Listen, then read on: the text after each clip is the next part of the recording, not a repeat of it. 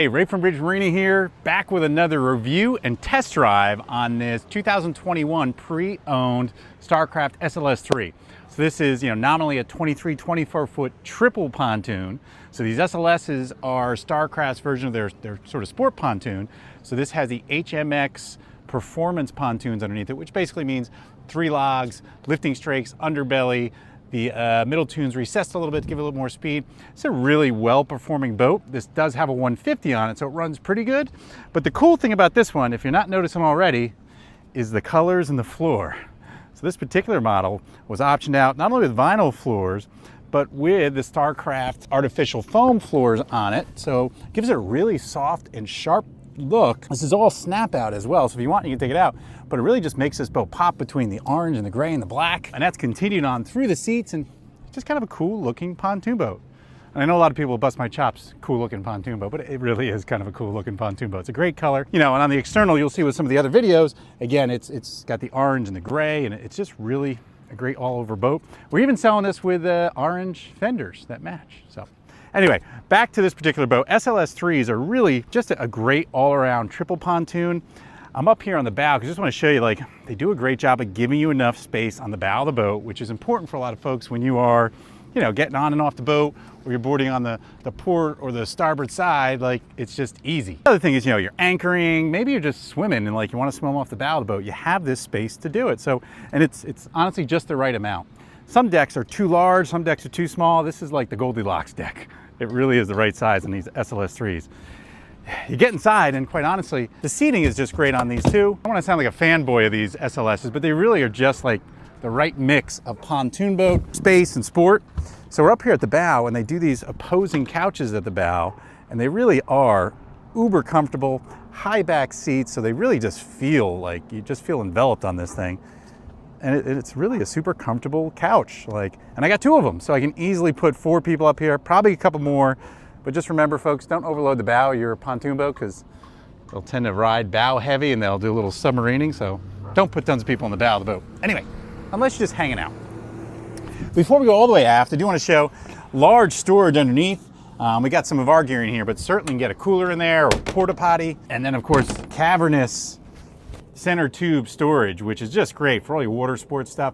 I do warn everybody, it gets a little damp in there, but a great storage area. I mean, they got the table in there, you put your skis in there, you can put a wakeboard in there, tons of space.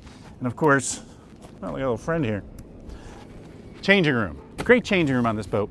And the nice thing about it is it tucks away and it doesn't really use any space. The only thing you're really losing is storage behind this cushion. Otherwise, it doesn't take up much space in the boat. You go all the way to the stern, and this one does have an optional pedestal table in here as well, but you get the same large, actually a little bit larger seating here at the stern of the boat. So again, easily 4 people, maybe 6 back here.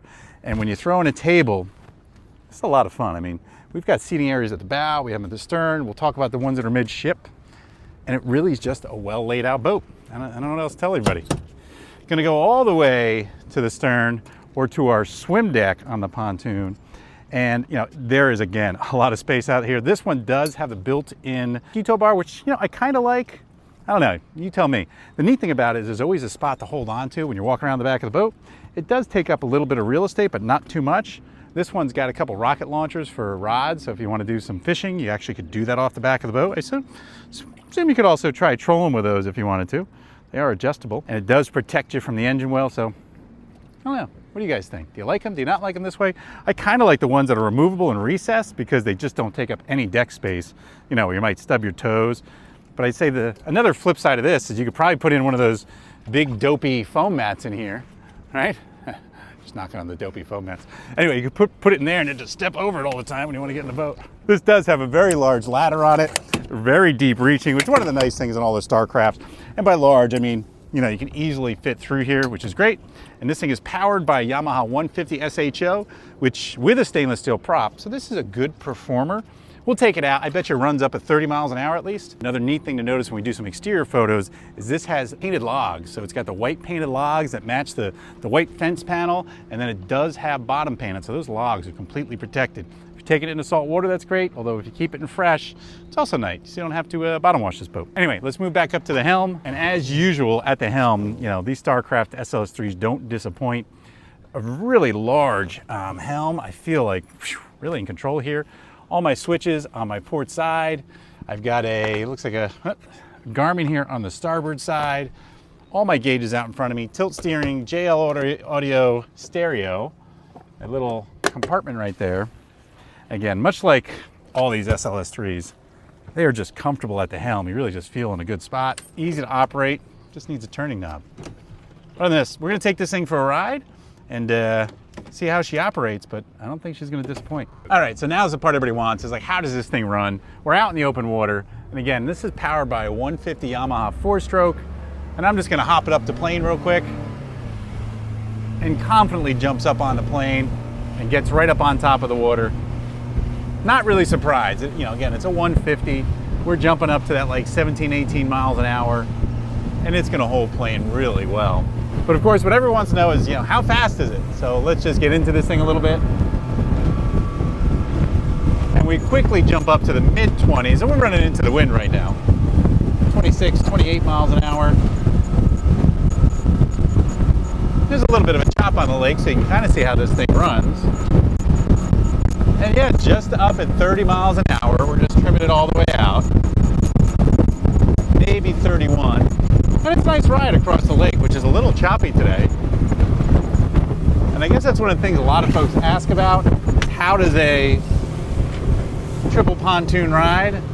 Well, if I was out here on a fiberglass boat, I'd probably be slapping around, and you know, my wife might be complaining about how hard we're running.